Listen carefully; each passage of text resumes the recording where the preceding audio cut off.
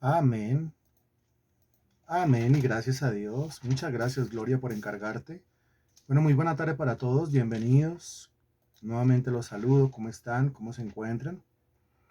Y vamos a dar inicio. Recuerde que es martes y al ser martes, el tema es cómo tener éxito en proyectos espirituales. Cómo tener éxito en proyectos espirituales. Ahora, tratando nosotros de poner en orden todos y cada uno de los principios que son necesarios para la realización de lo que la Biblia denomina la visión, la proyección de cada persona a nivel espiritual. Y ya hemos pasado por diferentes puntos que son bien espectaculares. Hasta el momento nosotros hemos desarrollado, en este solo tema, hemos desarrollado 8 tópicos, 8 subtemas. Desde la dirección, pasando por el potencial, la planificación, la pasión, la fe, el proceso, las prioridades. Y hace 8 días hablamos acerca de la influencia que tiene la gente en la visión. Y realmente es una cosa bien importante, el rodearse de personas que vayan para donde uno también va. Y eso en calidad de predicador no es fácil de entender. Porque pues uno lógicamente quisiera tener a todo el mundo ahí, pero aquí es donde uno entiende que no todo el mundo debe estar y que es mejor que no esté todo el mundo, porque los únicos que deben estar son los que se proyectan hacia el mismo lado, los que se proyectan hacia la misma dirección, son los únicos que deberían estar realmente, porque son aquellos que van a servir como una ayuda, veíamos hace 8 días, más que como una sola compañía. Y veíamos la diferencia entre ser solamente una compañía, ser solamente un acompañante y ser realmente una ayuda. Ayuda, ¿no? A los proyectos eclesiásticos, la gente quiere acompañarlos. Pues los proyectos eclesiásticos no necesitan acompañamiento. Los proyectos eclesiásticos necesitan es ayuda, ayudadores, ayudantes. Fue lo que el Señor le hizo a Adán, una ayuda idónea, no solamente una compañía. Eva para Adán no era solamente un elemento decorativo. Y usted en una congregación no debe ser solamente un elemento decorativo. Usted debe ser alguien que se involucra a fondo en la obra de Dios y que busca por todos los medios responsabilizarse de una parte especial de la obra de la iglesia. Por eso le rogamos al Señor, y lo hacemos todos los días, que el Señor envíe obreros a la mies, pero pues que se identifiquen con la visión, ¿no? Tenemos proyectos, tenemos actividades que hacer. Hoy se hizo pública la campaña denominada Regalatón. Y estamos trabajando todos los que nos identificamos con la visión. Aclaro. Estamos trabajando todos los que vamos para el mismo lado en esa visión, en esa actividad. Quien no está trabajando en esa visión, quien no se está involucrando en esa actividad, pues sencillamente no camina en la misma dirección. Porque es lo que Dios inspira a este ministerio para que hagamos todos, para que hagamos todos. Entonces, hoy el tema, bien interesante, bien edificante, bien consolador, pero al mismo tiempo bien exhortativo, habla de la provisión que necesita la visión. Ese es entonces el punto 9. El punto 9 se llama la provisión que necesita la visión. Es el noveno principio para realizar la visión personal, para sacar adelante un proyecto espiritual y lógicamente también para sacar adelante un proyecto material. Cuando hablamos de los proyectos materiales, pues lógicamente en primer lugar pensaríamos en términos de provisión, pensaríamos en dinero. Pero como aquí estamos hablando de proyectos espirituales, entonces pues en primer lugar hablamos es de qué? Hablamos de la moneda del reino. ¿Cuál es la moneda del reino o cuál es el dinero del reino de los cielos? Excelente hermana Marta León. Excelente, señora María, pues la fe. Otra vez, cuando hablamos de proyectos materiales, cualquiera pensaría inmediatamente en dinero. Pero es que ayer lunes hablamos de proyectos materiales, hoy martes hablamos de proyectos espirituales. Y aquí lo que decimos es que usted debe tener fe para sacar adelante un proyecto espiritual. Lastimosamente algunos se confunden. Entonces, cuando se plantea un proyecto espiritual, en lo primero que piensan es en lo que tienen en los bolsillos, sea poco, sea mediano o sea mucho. No, porque estamos hablando de proyectos espirituales. Y si estamos hablando de cosas espirituales, por supuesto, nosotros necesitamos una moneda de carácter espiritual. Y esa moneda es la fe. Para comenzar a estudiar este tema, no sé si hoy alcancemos a desarrollarlo todo, la verdad, de aquí a las 7, porque es un tema bien especial, y a ser bien especial hay que ir bien despacio también. Segunda de Pedro, capítulo 1, búsquelo por favor. Segunda de Pedro, capítulo 1. A partir del versículo 3. Me avisa cuando ya, por favor. Segunda de Pedro, capítulo 1, versículo 3.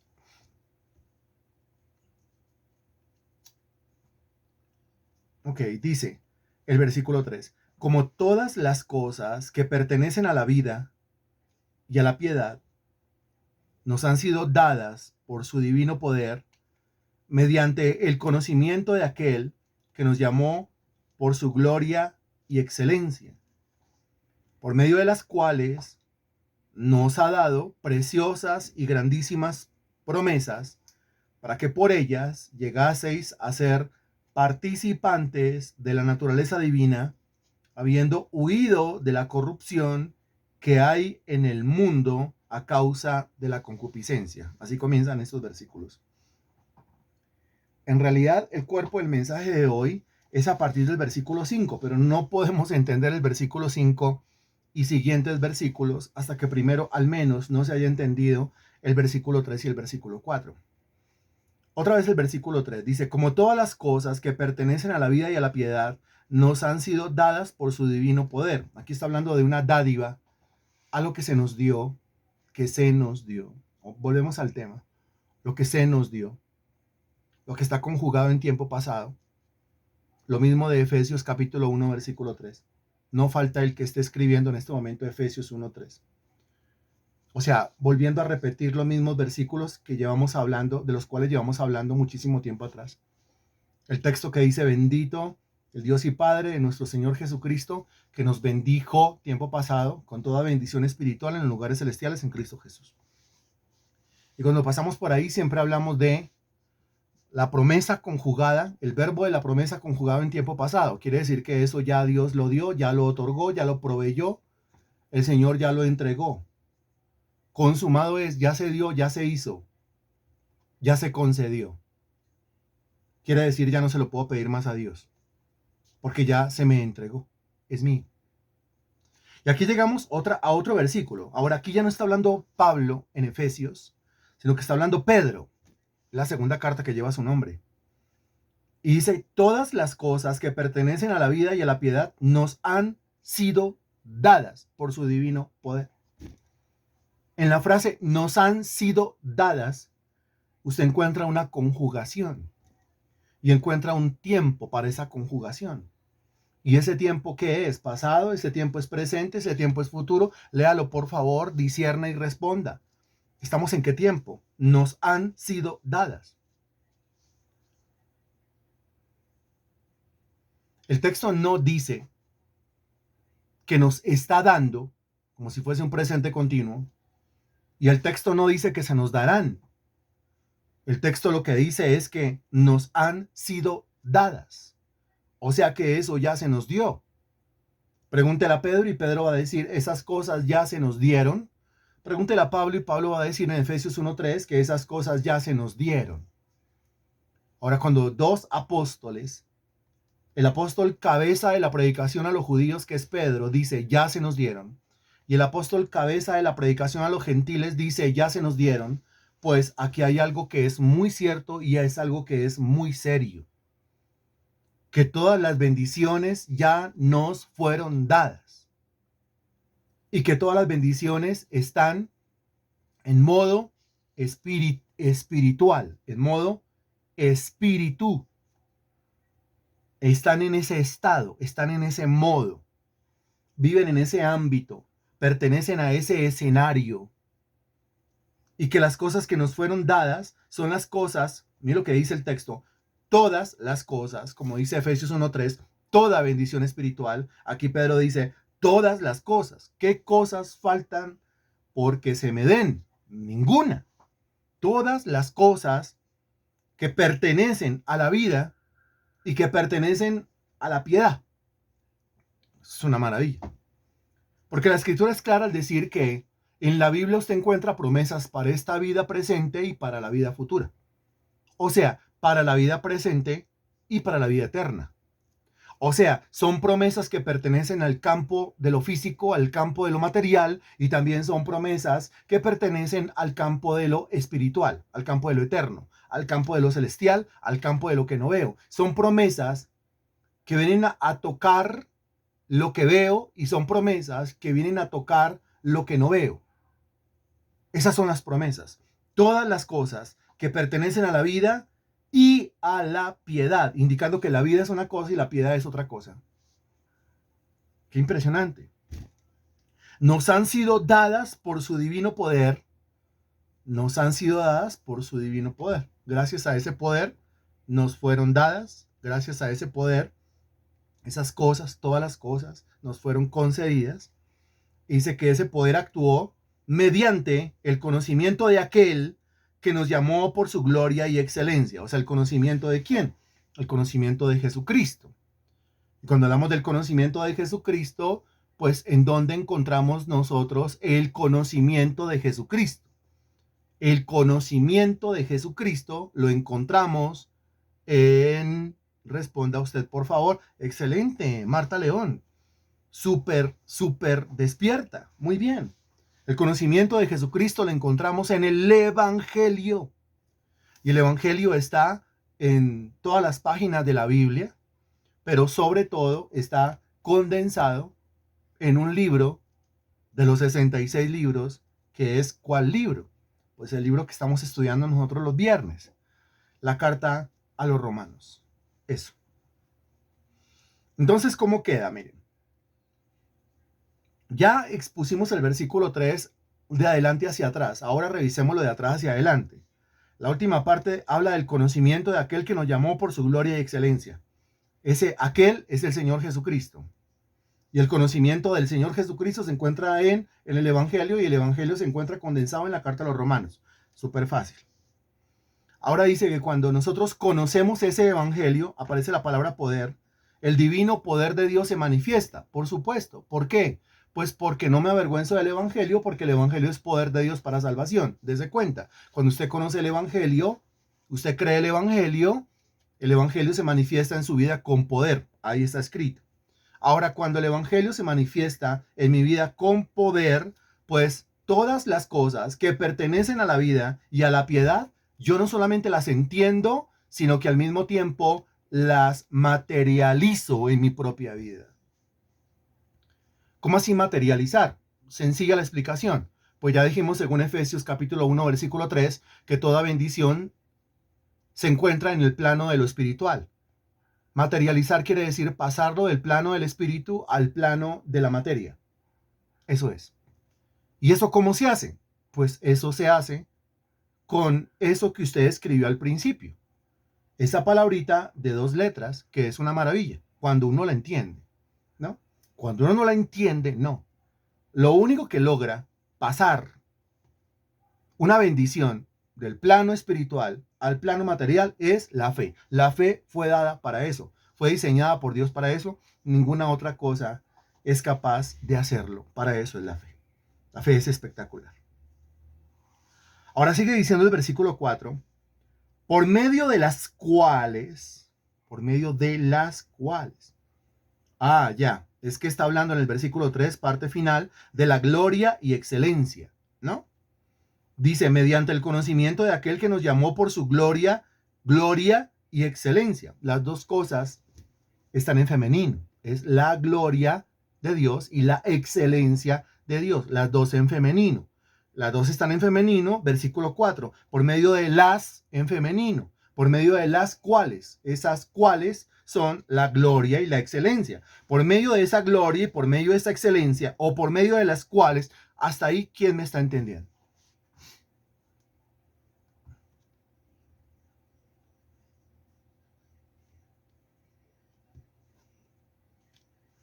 Ok, ¿qué aplicados? Muy bien. Gloria al Señor, muy bien. Por medio de las, o sea, por medio de la gloria y por medio de la excelencia, o por medio de las cuales nos ha dado. Y otra vez, hágame el favor y haga el mismo ejercicio que hizo en el versículo 3 y el mismo ejercicio que recordó que repasó de Efesios capítulo 1, versículo 3. Exacto, muy bien, Marta León. Espectacular, muy bien. Gloria a Dios por la vida de Marta León. Gloria a Dios por la vida de María Sánchez. Ni siquiera ha dicho cuál es el ejercicio y ya están haciendo el ejercicio. Excelente, de eso se trata. Por medio de las cuales nos ha dado. Ese es el ejercicio. En la frase nos ha dado, que es casi la misma frase del versículo 3, nos han sido dadas o nos ha dado, eso, esa conjugación está en pasado, está en presente o está en futuro. Eso está en pasado. Está en pasado. ¿No es cierto? Está en pasado. Por medio de las cuales nos ha dado preciosas y grandísimas promesas. Qué impresionante. Porque el versículo 3 habla de un conocimiento, ¿cierto? Y el versículo 4 habla de unas promesas. ¿En dónde están las promesas? Pues dentro del conocimiento.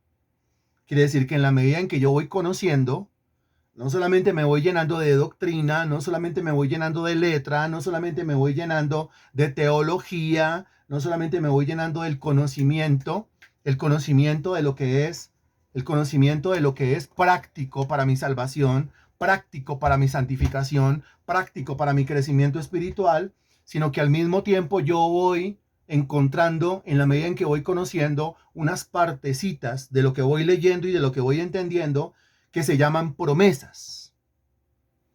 La Biblia está llena de promesas, pero no toda la Biblia es promesas. La Biblia está llena de doctrina, pero no toda la Biblia es doctrina. Esto hay que entenderlo. La Biblia está llena de doctrina, pero no toda la Biblia es doctrina. La Biblia está llena de promesas, pero no toda la Biblia es promesas. Uno tiene que discernir, bueno, y hay muchas otras cosas de las cuales podríamos hablar acá, pero solamente vamos a hablar de esas dos. Uno tiene que discernir cuando va leyendo la Biblia de Génesis a Apocalipsis qué es doctrina y qué es promesa.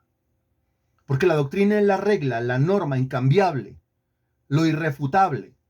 La promesa es pues lo que Cristo ha ganado para mí por medio de su sacrificio en la cruz del Calvario. Lo que me pertenecerá, no. Lo que me va perteneciendo, no. Lo que ya me pertenece, según lo que enseña la Sagrada Escritura.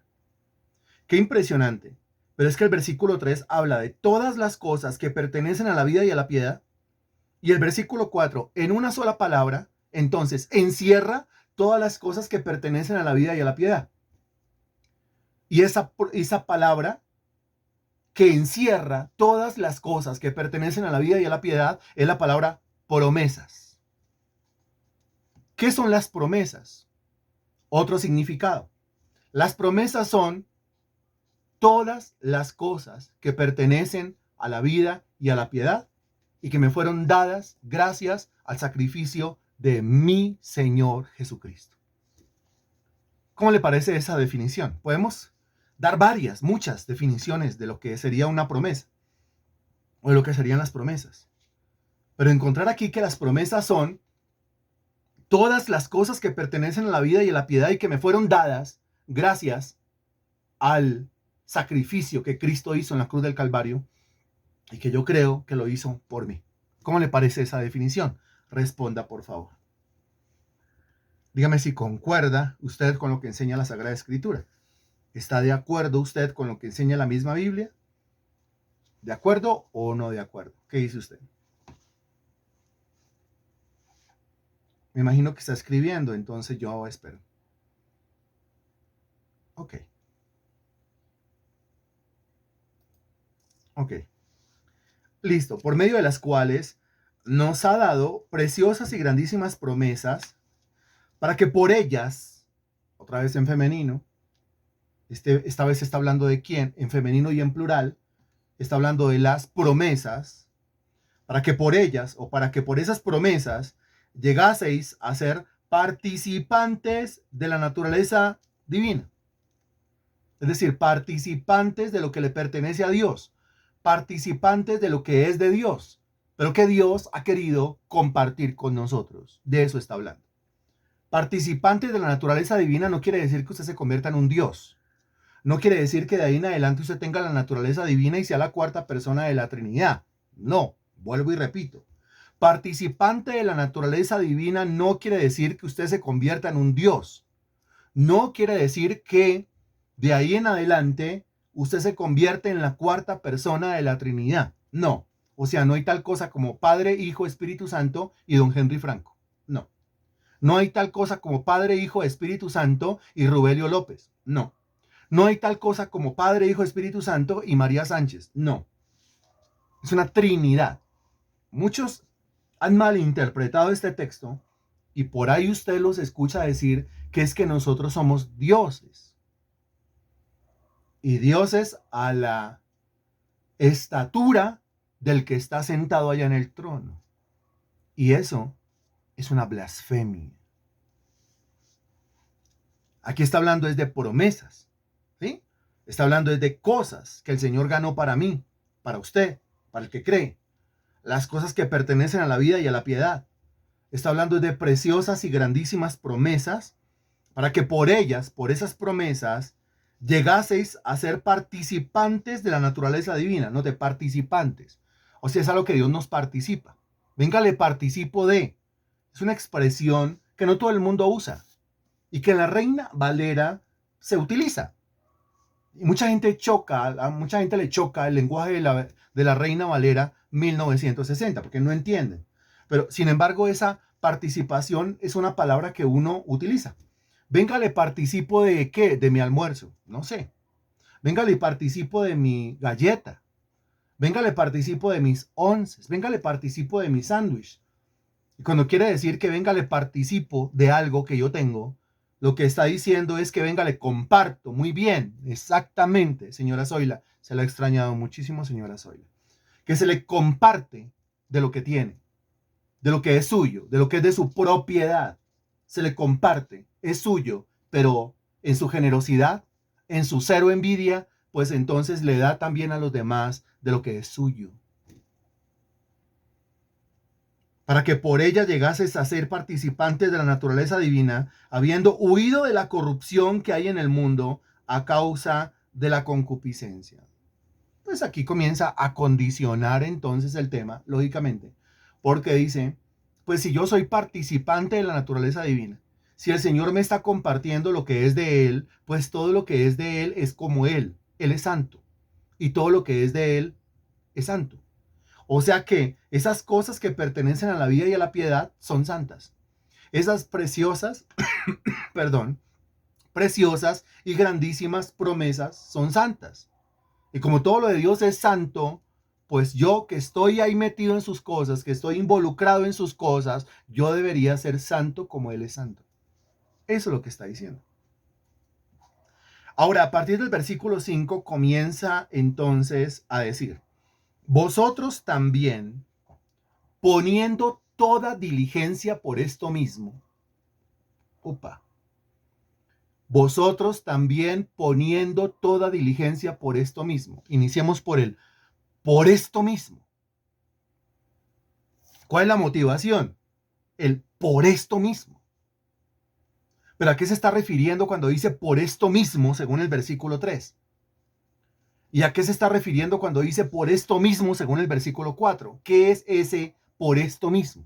Porque es la motivación.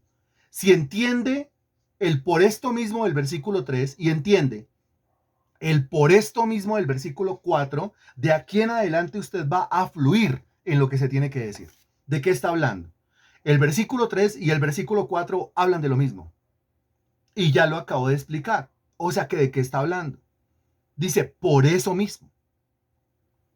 ¿De qué está hablando entonces? Responda, por favor. Gracias, muy amables.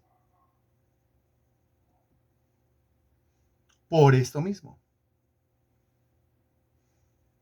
Como si los dos estamos hablando y en algún momento usted me dice, por eso. Por eso se refiere a algo que venimos diciendo, un tema que venimos desarrollando, y es por esa misma razón, por esa misma causa, por esa misma situación, por esa misma circunstancia que yo debería hacer lo que de ahí en adelante se me está indicando. ¿Pero de qué está hablando? Espero su respuesta para continuar. Muchas gracias.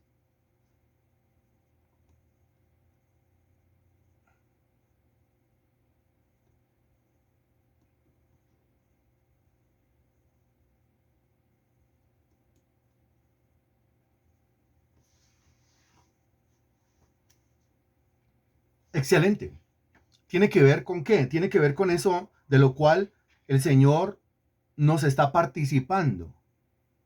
Tiene que ver con esas cosas que pertenecen a la vida y a la piedad. O tiene que ver con esas preciosas y grandísimas promesas. Muy bien. Por esto mismo, ¿qué es lo que está diciendo? Pues por cuanto eso ya es suyo, por esto mismo, por cuanto ya Dios se lo dio, ya a usted le pertenece, aunque algunos cristianos, usted los escucha hablar en términos como de que todavía no tienen, como de que todavía no es de ellos, como de que todavía no les pertenece, como de que todavía no les ha llegado.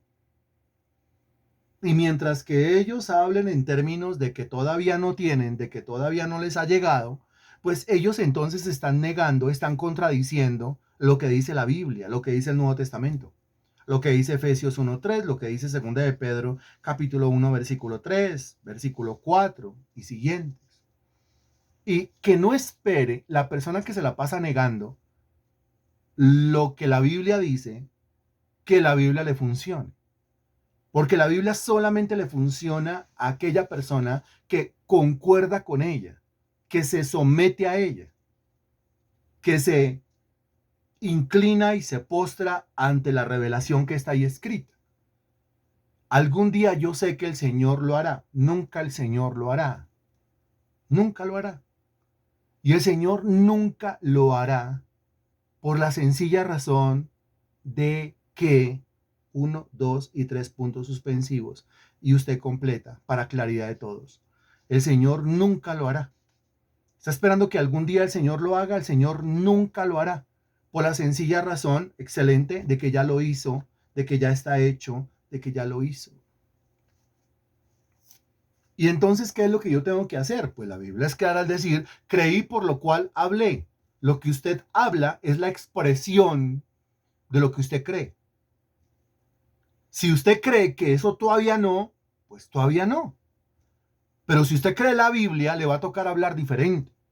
Le va a tocar pensar diferente. Le va a tocar sentir diferente y le va a tocar actuar diferente.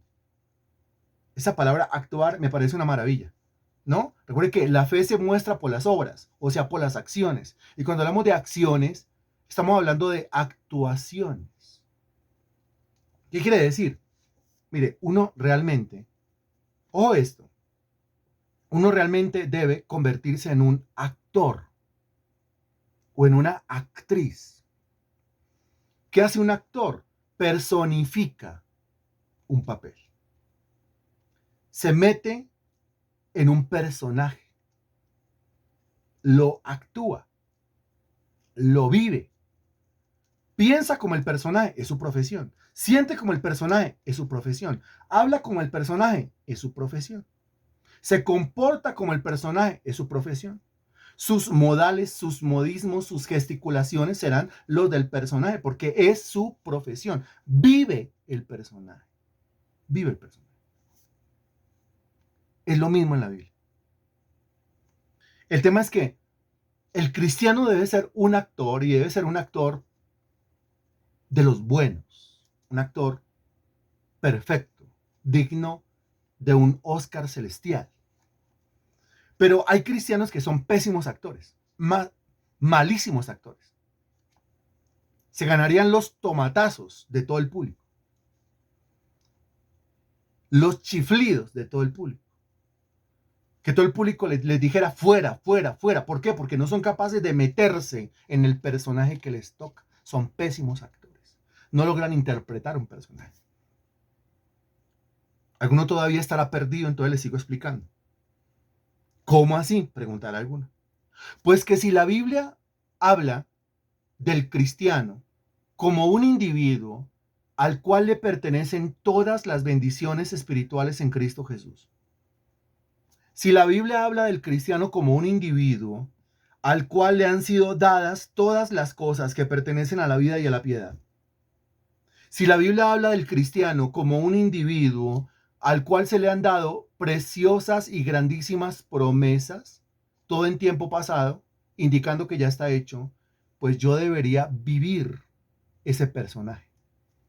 Yo debería encarnar ese personaje. Yo debería meterme en los zapatos de ese personaje. Actuarlo. ¿Actuarlo hasta cuándo? Actuarlo hasta que yo me convierta en el plano terrenal, porque en lo espiritual ya está hecho, hasta que me convierta en el plano terrenal en mi personaje. ¿Cuál es el personaje? El que la Biblia dice que yo soy.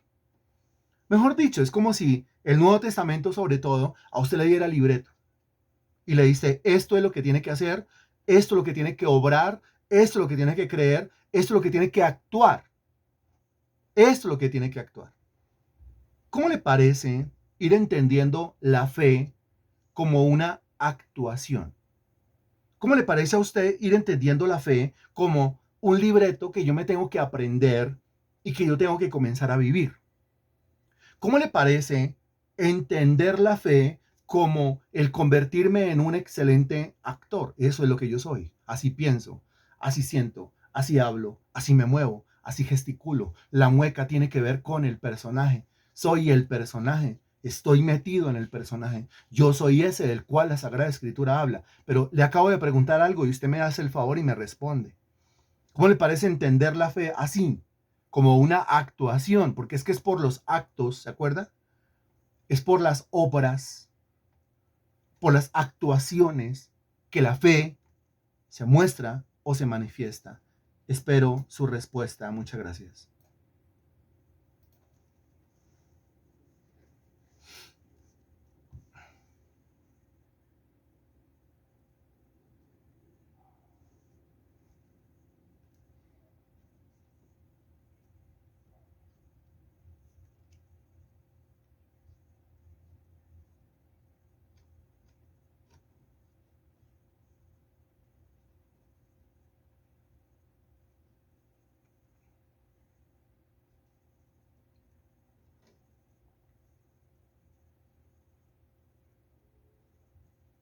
Bien. Leo. Y dice, eso es una maravilla. Es excelente.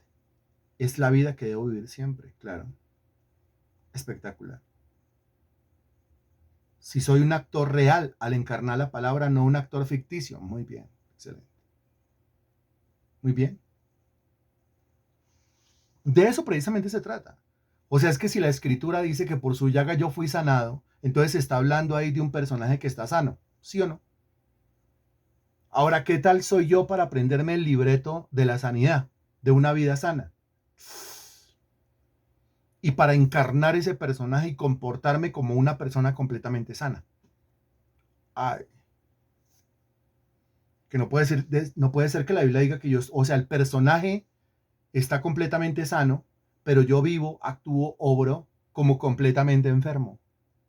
¿Se da cuenta lo pésimo actor en la fe que puedo llegar a ser? Lo mismo, lo mismo en el plano económico, en el plano laboral. Pues en el plano económico, ¿qué es lo que la Sagrada Escritura enseña? Te haré sobreabundar en bienes, nos da todas las cosas en abundancia para que yo las disfrute. Por su pobreza yo fui enriquecido. Es una maravilla. Entonces el personaje del cual habla la Biblia es un personaje que sobreabunda en bienes. Es un personaje exitoso. Nehemías 1:11. Es un personaje próspero. Es un personaje al cual todo le sale bien. Es un personaje que es como un árbol plantado junto a corriente de agua. Usted conoce el resto del texto. Es ese libreto, es en ese papel en el que yo me tengo que meter. Es en esos zapatos, como bien lo dice Gloria, donde yo me tengo que meter y tengo que vivir esa vida. Y tengo que imaginármela y tengo que sentirla y tengo que hablarla y tengo que comportarme como tal para que lo que está en el plano espiritual se traslade, se transporte, se transforme ahora al plano material. ¿Fácil o difícil de entender? ¿Qué dice usted? Entenderlo como si fuera una actuación, y aquí en el Nuevo Testamento sobre todo encuentro yo el libreto de qué es lo que tengo que actuar, cuál debe ser el gesto, la mueca, el movimiento, qué es lo que yo debo hacer. Sí, es que la fe no es difícil, porque el mismo Señor Jesucristo lo dijo: venid a mí todos los que estáis trabajados y cargados, que yo os haré descansar, dice. Llevad mi yugo sobre vosotros, porque mi yugo es fácil. Usted respondió fácil. Es que es así. Mi yugo es fácil y ligera mi carga, dice el texto. O sea que la fe es fácil y ligera. Porque lo único que debo hacer yo es encarnar un personaje y comportarme como el personaje del libreto, y el libreto está en la Biblia. Ahí está.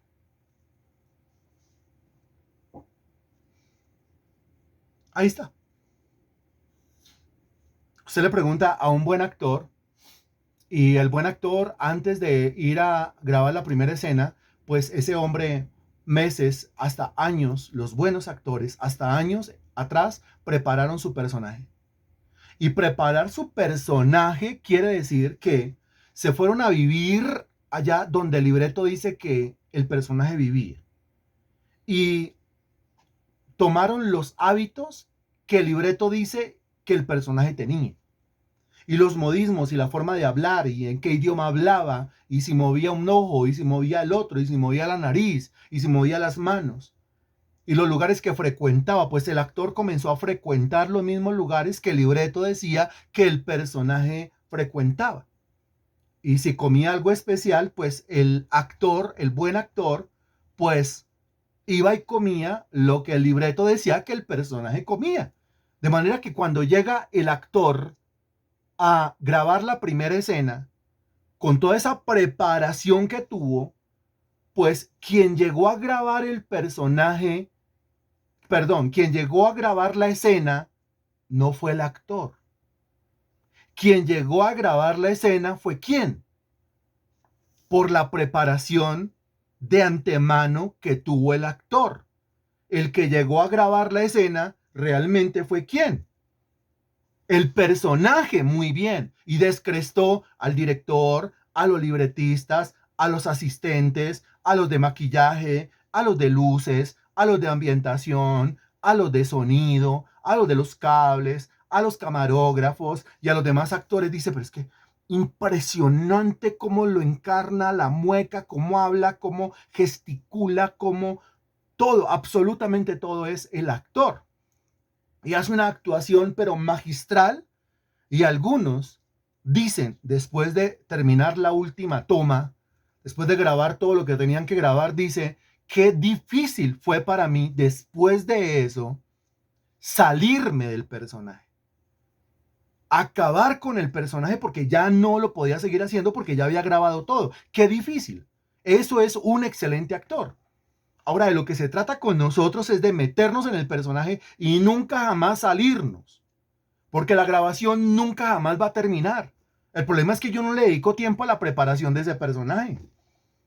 O sea, yo no le dedico tiempo en oración, en meditación, en lectura de la Sagrada Escritura. Yo sigo viviendo como el viejo hombre, o sea, como ese personaje que no sirve para absolutamente nada.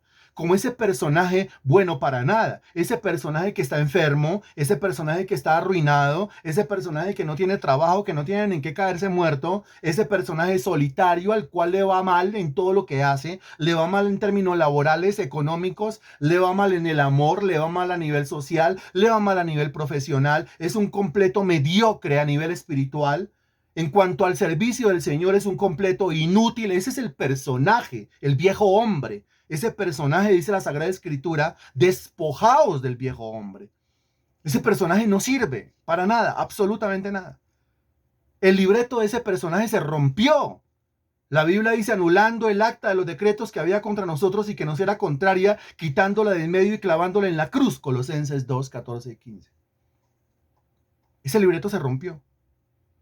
Y el Señor, como el director de la película, le dice, ese libreto no va. O sea, por medio de esa actuación usted no va a recibir nada. Usted no va a recibir ni siquiera trabajo grabando ese personaje. No. El libreto es este y el Señor le mostrará su palabra. El libreto es este, el Señor le mostrará la Biblia.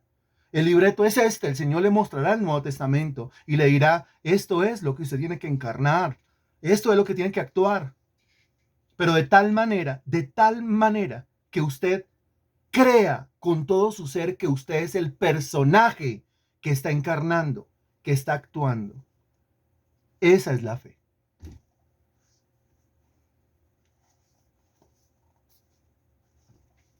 Vuelvo y le pregunto, ¿cómo le parece? No he podido avanzar, ¿no?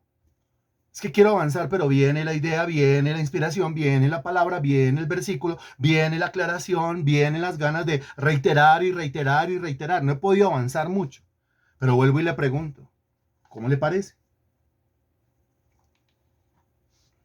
Porque eso es la fe. Dígame esta palabra a su espíritu, ¿cómo le llega?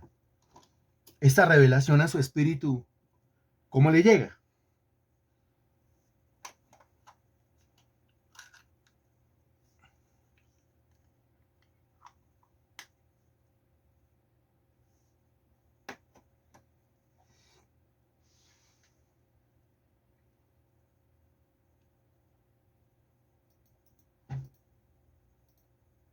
Ok.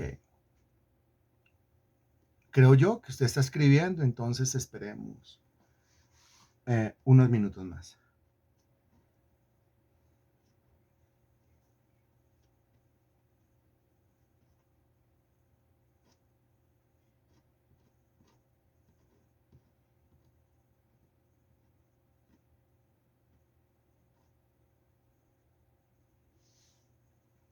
Mientras usted sigue escribiendo, siguen fluyendo las ideas. ¿Qué fue lo que hicieron los discípulos de Cristo cuando Cristo les dijo, vayan, prediquen el evangelio por todo el mundo, echen fuera demonios y sanen enfermos? Ellos fueron, predicaron el evangelio, sanaron enfermos, echaron fuera demonios. O sea, se metieron en el personaje, se metieron en el libreto, se metieron en el mandamiento que el Señor les dio como gran comisión. Pues si la Biblia dice que puede en Cristo, pues puede en Cristo. Entonces vaya y hágalo, ¿no? Si la Biblia dice que todo es posible para el que cree, pues entonces para mí todo es posible. Vamos a actuar como si todo fuera posible. Vamos a vivir como si todo fuera posible. Si a Pablo se le dijo que era escogido como apóstol a los gentiles, que llevaría el evangelio hasta lo último de la tierra, el hombre se mete en el papel, se convierte en el apóstol a los gentiles y va a llevar el evangelio hasta lo último de la tierra, conforme a lo que Dios le estaba diciendo. Si se da cuenta que el Señor le da libreto y el individuo en fe se mete en el libreto y actúa y le funciona, porque mire todo lo que hizo y lo que hizo lo hizo hasta lo último de la tierra. Y es exactamente lo mismo.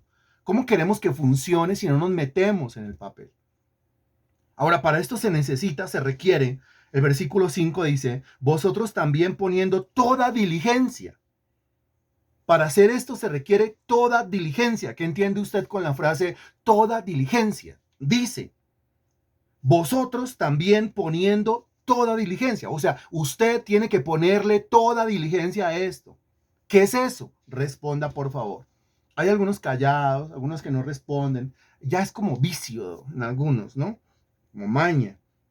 Pero usted que está participando activamente, responda. ¿Usted qué entiende como yo tengo que ponerle toda diligencia? Mire, toda diligencia. ¿Cuánta? Toda. Ahora esa palabra toda que aparece en el versículo 5, esa palabra toda también apareció en el versículo 3. Se me dieron todas las cosas que pertenecen a la vida y a la piedad. Y aparece en Efesios 1:3. Toda bendición espiritual. Se me dio toda bendición, se me dieron todas las cosas, se me dieron todas las promesas, yo tengo que ponerle toda o meterle toda, ¿la qué? La diligencia. ¿Cuánta diligencia? Ahí no dice que mucha. ¿Cuánta diligencia? Ahí no dice que mucha. ¿Cuántas promesas? Ahí no dice que muchas. ¿Cuántas bendiciones? Ahí no dice que muchas. ¿Cuántas bendiciones? ¿Cuántas promesas? Dice que todas. Ahora, ¿cuánta diligencia? Ahí dice que toda.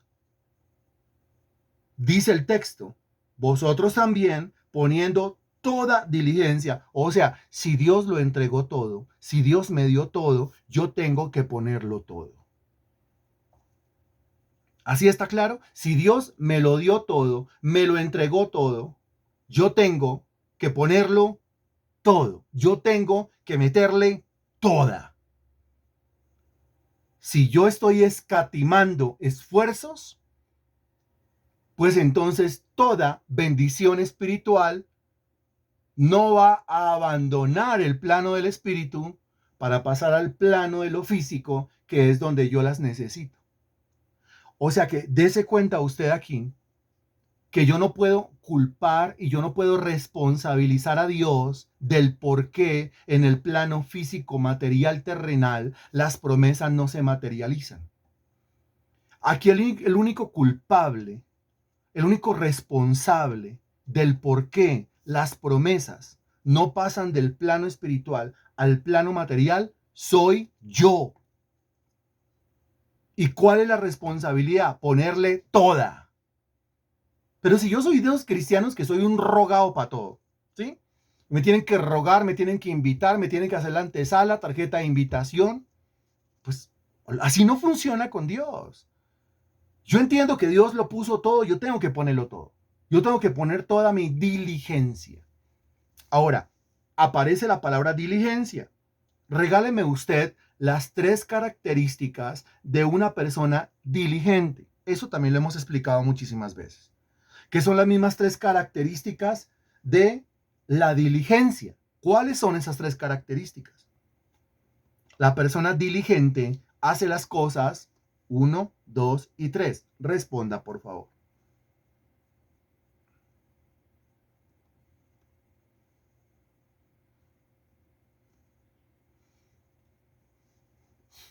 Gracias a quienes están escribiendo, participando. La persona diligente hace las cosas primero, segundo y tercero. Excelente, señora María. Muy bien. Gloria a Dios por la señora María. Muy bien. La persona diligente hace las cosas ya. Hace las cosas rápido. Y hace las cosas bien hechas. Las 3 características fundamentales de la diligencia. ¿Cuándo hace las cosas? Ya, no es un postergador. Eso no es más tarde, eso no es mañana, no. No, eso es ya. Ya. Hace las cosas rápido. Que a veces somos demasiado lentos. Entonces, dése cuenta que aquí no está hablando de la diligencia de Dios, porque Dios es sumamente diligente, sino que está hablando de la diligencia nuestra, porque somos sumamente lentos. Por eso dice el texto bíblico que Dios no retarda su promesa, como algunos la tienen por tardanza, sino que es paciente para con nosotros. O sea, nos está esperando porque somos muy lentos. Hace las cosas ya, hace las cosas rápido, pero no a lo chambón. Que algunos dicen, sí, por hacerlo rápido. Eso, todo lo que se hace rápido queda mal. No, no es cierto. Eso es un dicho mundano, un dicho secular. El diligente hace las cosas rápido y bien hechas. Eso es parte de la diligencia. Si para hacerlas bien tiene que hacerlas despacio, entonces no es diligente, demasiado lento. Este las hace bien, aunque las hace rápido. ¿Y cuándo comienza a hacerlas? Ya. Ahora, ¿qué es lo que me mueve? ¿Cuál es la motivación? ¿Cuál es el motor que me impulsa a hacerlo ya, a hacerlo rápido y a hacerlo bien hecho? Pues entender lo del versículo 3 y entender lo del versículo 4, lo que ya me pertenece, lo que ya es mío, y entender en qué plano se encuentra, y entender lo único que logra sacarlas de ese plano, me refiero a las promesas, sacarlas de ese plano y transportarlas al plano de lo físico. ¿Y por qué hablamos de planos? Bueno, es la manera didáctica que tenemos de enseñar lo que dice Hebreos capítulo 11, en el versículo 3, en el versículo 4, que dice, por la fe entendemos haber sido constituido el universo por la palabra de Dios, de modo que lo que se ve, plano físico, plano material, fue hecho de lo que no se veía, plano espiritual, plano invisible, plano celestial. Ahí está. No nos complicamos. Ahí está. Está en la Biblia. Ok, entonces cuando yo entiendo esto, algo se activa en mi interior. Yo digo, entonces no estoy esperando, no debo esperar que Dios haga algo. Porque lo que Él tenía que hacer, pues ya lo hizo. Acuérdese de esto, mire. Cristo dijo en la cruz del Calvario, consumado es. Y al decir consumado es, quiere decir, lo que yo tenía que hacer, yo ya lo hice. Mire, se lo voy a desmenuzar casi que con plastilina. Casi que con plastilina. Cuando hablamos de Dios Padre, lo que Dios Padre tenía que hacer, pues Él ya lo hizo. ¿Se acuerda que la Biblia dice que el Señor creó hasta el sexto día, revisó todo lo que había creado, era bueno en gran manera, y en el séptimo día el Señor reposó, el Señor descansó. Dios no descansa hasta que no termina la tarea. ¿Qué podemos decir acerca del Padre? Que lo que se comprometió a hacer, lo hizo y al terminar, descansó. Ahora, ¿qué podemos decir de Dios Hijo? Es decir, del Señor Jesucristo. Que lo que tenía que hacer, lo hizo, dijo, consumado es, murió, resucitó, ascendió a los cielos y se sentó. Y al sentarse, está en posición de descanso. O sea, que el Padre lo que tenía que hacer, lo hizo, terminó y descansó. Y el Hijo lo que tenía que hacer, lo hizo, lo terminó y descansó. Ahora, si pasamos a revisar al Espíritu de Dios, quien está activo en nuestras vidas es el Espíritu de Dios. Él está obrando en nuestras vidas. Pero está obrando en nuestras vidas ¿de qué manera? Pues está obrando en nuestras vidas llevándonos al entendimiento de lo que el Padre ya hizo y de lo que el Hijo ya hizo, de lo que el Padre ya nos concedió, de lo que el Hijo ya nos concedió, en qué plano se encuentra, en qué forma se encuentra, a qué naturaleza pertenece todo lo que el Padre y el Hijo me concedieron y cómo transportar eso de allá a aquí, que es donde yo lo necesito. Y eso se hace por medio de la fe. Y ese es el trabajo actual del Espíritu Santo en mi vida. Qué impresionante. Porque es que estoy esperando que el Padre obre, pero el Padre dice, pues que yo estoy descansando. Estoy esperando que el Hijo obre y el Hijo dice, pero es que yo dije consumado es, yo acabé, yo me senté, yo estoy descansando. Entonces, en lugar de yo esperar que el Padre obre y que el Hijo obre, yo creo que el Padre y el Hijo están esperando que yo obre.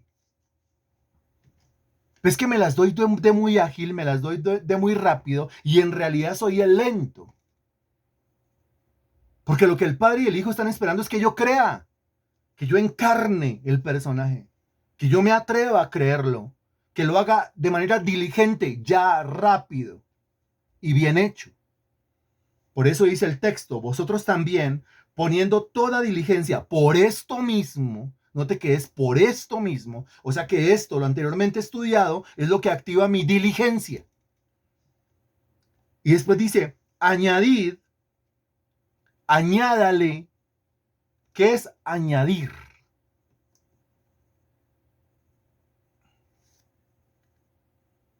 ¿Qué es añadir? Nos quedan unos minutos. ¿Qué es añadir?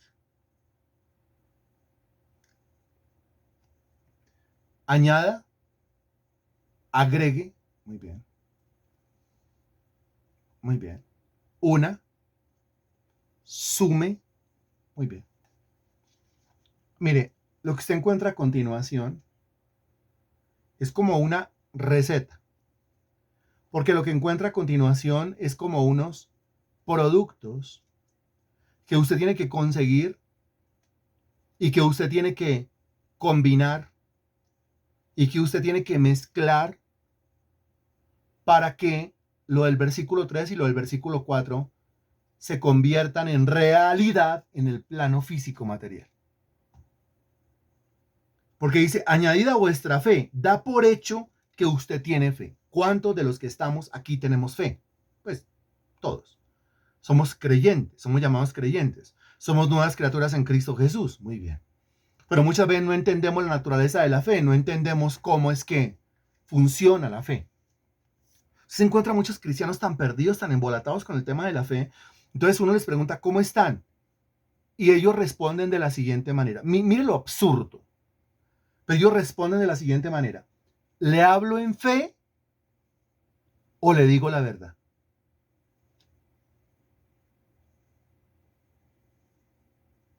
Espero me haya entendido lo que acabo de decir, que no haya ningún perdido entre vosotros.